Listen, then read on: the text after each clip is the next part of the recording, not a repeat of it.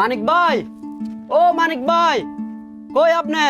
ভাবি, ও ভাবি, মানিক ভাই কেমন আছেন? এই তো কি অবস্থা? এই তো ভাই আলহামদুলিল্লাহ। দীর্ঘদিন পর আসলে সাকিব আমাদের বাসায় চলে আসছে। 1 বছর পর মানিক ভাইয়ের সাথে দেখা। আমি সেই চট্টগ্রাম থেকে চলে আসছি মানিক ভাইয়ের বাড়িতে আবারও। এটা কি আমার বাইস্তি? এটা তোমার আরে আমার বাইস্তি। কোলে দেন। যাও যাও যাও কই বাইস্তি কই? আসো আসো আসো। ওরে লালা, এই যে দেখেন মানিক ভাইয়ের মেয়ে। আরে বইতে হার আগে আমি এই যে বাইস্তির যে খুলে লইছি, আমার তো এত ভালো লাগতেছে মাশাআল্লাহ, কি সুন্দর। করে আসলে সাকিব আমাদের বাসায় চলে আসছে। সে 1 বছর আগে আমাদের বাসায় আইছিল, আজকে 1 বছর পর আমাদের বাসায় আসলো, খুবই ভালো লাগলো। আর এই হঠাৎ করে সে আমাদের বাসায় চলে আসছে, এটা আসলে আমি কখনো ভাবতেও পারি না, আমার না জানাই এই সব। আমি তো আমার চাচ্চুরে দেখতাম আইলাম। আরে মিয়া, কিরে তুমি আমার চাচ্চু? জানো না? চাচ্চুর নাম কি? মেহেজাবিন ইসলাম তানজিলা।